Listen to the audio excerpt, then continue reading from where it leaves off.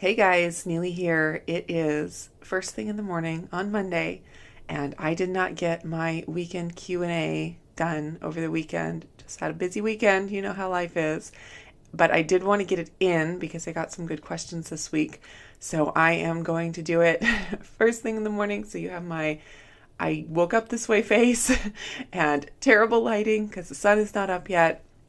But I did want to get it in. Today is the first day of my juice journey cleanse, so I'm drinking my kale, cucumber, celery, apple, parsley, delicious juice. It's actually quite good. There's ginger, makes it really, really good. So anyways, drinking that instead of coffee. So it's a good thing I'm doing this video now because maybe in like a couple of hours I'll probably be feeling really bad without my caffeine, although I did cut down over the last few days, so hopefully it won't be too bad today going completely without. But anyways, let me just jump into the questions because I got several of them and I don't want this video to be super long.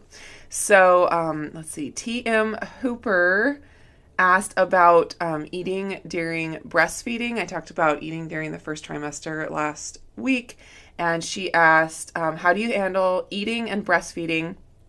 Lots like the first trimester of empty carbs. I just want to eat everything. I'm trying to up my protein, but looking for other ideas since it's hard to be organized at this point with a 3.5-year-old and a 2-month-old. I understand that.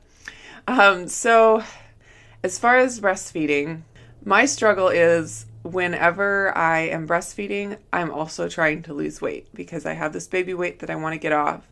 And I think after having 4 kids, I have come to the realization that I just don't lose weight when I breastfeed. It's just my body will not cooperate with it, and trying to force it in any way is detrimental and makes things worse. So my biggest encouragement would be just don't focus on losing weight. And I know that's really hard because every time I have a baby, I want to just jump in and lose weight right away. So I'm not saying it's an easy thing, but I think if I were to have another baby, I would be in a better place to be able to make the decision and make the call. I just need to wait for the year that I breastfeed and not try to lose weight until after I'm done. Besides that, I think just trying to be as prepared as you can, like creating a meal plan so at least you have an idea, and like thinking in the morning before it gets to, an hour before dinner time. And then of course focusing on eating enough. And that's really all the advice I have for you because like I said, all of my breastfeeding experiences have been intertwined with trying different diets and different plans. And so I don't have experience with just eating regular and just eating healthy, which hopefully I will after if we have another baby. So that's what I got for you. Chantal asked if we use natural family planning, and then you also asked about naturally raising progesterone or lengthening the luteal phase. And I have to say I don't have any advice for you as far as that. I don't, besides going to see a functional doctor or a naturopath, something like that, to help you with the hormone stuff. That's not something that I know a lot about. I know in the THM book, if you have that by chance, they talk about hormones. In the new book, they do a little bit. And then in the old book, I think there's even more about what you can do as you age and adjusting hormones and getting things sorted out. But that's not my area of expertise, so I wouldn't want to lead you down a wrong path. As far as natural family planning, we sort of do. I've never really researched what that is exactly, but we basically do. Like I know when I'm fertile and we use protection. So I don't do any hormonal birth control at all. We just use protection. All right, next 2 questions are from Megan Taylor. She asked about having more kids and having a small house. I'm curious about how many more children you hope to have and if you plan to move to a larger house as your family grows. We have 4 children as well and live in a similar size ranch house. We would love to have more children if that's what's meant to be, but don't have any concrete plans to move, though a second bathroom would be nice. I agree with that. However, we get so many rude comments about how we should absolutely not have any more kids in a small size house.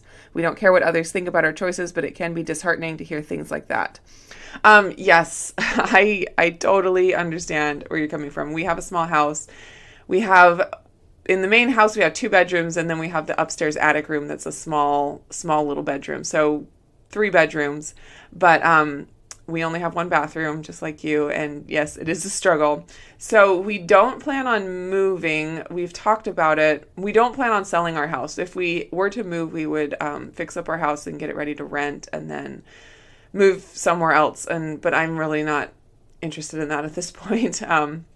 This is home and we want to stay here. But we do have remodeling plans, and I have no idea when this will happen, but we have like remodel plans for the main floor of the house, and then also at some point tear down the garage and build like 2 stories. So we'd have a garage with a couple bedrooms and maybe another bathroom up above there. So we do have plans for that, but it's not something that's going to be happening in the very near future. So we're just kind of making it work. My view is there's always room for one more kid. And thankfully, we have not had people give us rude comments, which I'm really glad about. But I do know that, people think things, and I understand. I mean, it is a small house, and yeah. But like you said, we don't care about what other people think necessarily. We want to do what's, what God has for us and what's right for us to do. So anyways, I've always had the number 5 in my head for how many kids that we have. I shouldn't say I've always had that number. I've had that number for the last couple of years. So that's 1 more. So that's kind of what we're thinking towards. So if anybody says anything, we'll just say, oh yeah, we're planning on remodeling the house and adding a couple more bedrooms at some point. That's it. Next question is from Megan, also about Whole30. She said, did you plan to do this Whole30 before you planned and shopped for groceries this month? If not, has it altered your budget at all? I decided to start my very first round this week, but being that it's the end of the month, I'm kind of scraping the bottom, trying to make do with compliant things we already have in the house.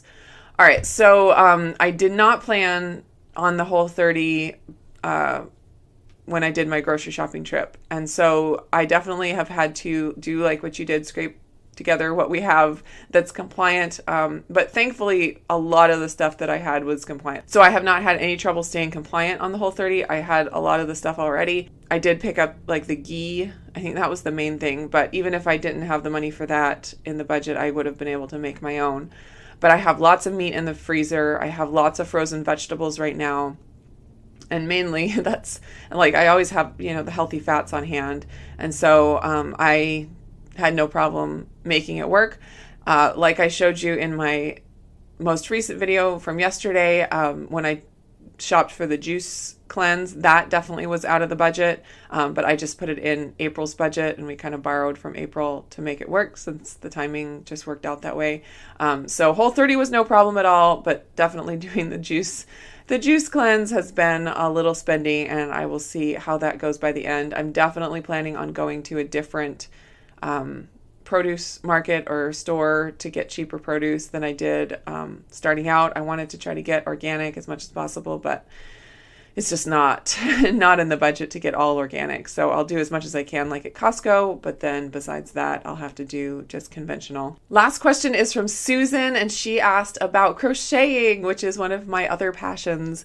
She said, the crocheted blanket on yourself, which is right back here. Did you or someone special make it for you? I love crocheting, but haven't done it in months. So I have a long history with crocheting. Well, my grandma taught me how to crochet when I was a kid, and I crocheted lots when I was young. But yes, I did make this, to answer your question. I made my pretty little thing, and I have another little thing over here. Let me see. Just kind of fun playing with stuff, and I just leave it on my dresser. But about 11 years ago, I started a business making crocheted hats, and I called it PDX Beanies, the Portland Beanie Company. And I was on Etsy, and it was right after Etsy first started, so it was just getting going. There wasn't a lot of people on there at that point, and my business just took off like crazy. I'll try to put in some pictures here so that you can see what I've done, but I, for a good maybe 5 or 7 years, that business was a full-time job plus more. There was seasons, especially during the holidays, where I would open my store for only 10 minutes per day and I would get like 80 orders. And I was making everything myself. And so I couldn't just take all the orders. There was just so many. It blew my mind. I was one of the very first crocheters on Etsy, especially doing the type of hats that I did. I mean, it got to the point where people were ordering my hats and copying them and posting duplicates on Etsy, and Hong Kong companies were stealing my photos, like photos of my kids. It was Autumn at that point. Photos of Autumn modeling my hats and selling like knockoff duplicates. It was pretty crazy. But I have, at this point, I have over 10,000 sales on Etsy, and those are all handmade by me. So I have done all that crocheting. So you can tell that I have spent a lot of hours crocheting. But since Etsy has grown and the market has kind of changed, there's a lot of people selling everything now. So there's a lot more competition. And so to sell on Etsy, it takes a whole lot more work as far as advertising and all that. And once I started having more kids, because I had that 5-year gap between Autumn and Talia, and then after Talia, I kept it up for a while, but then by Charity and Renee, I just kind of stopped giving it much attention, and I'd still have a few orders, drift in here and there from people that would come back every year and buy, a new one for their kid or whatever.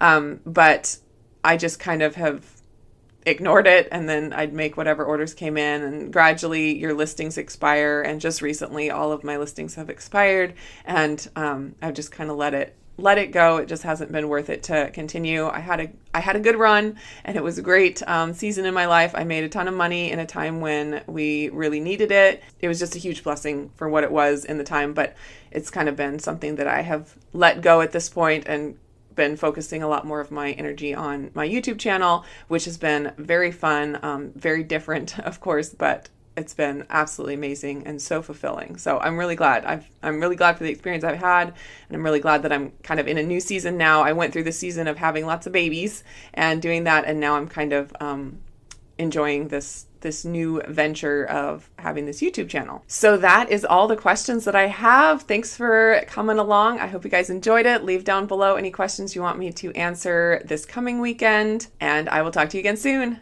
Bye, guys.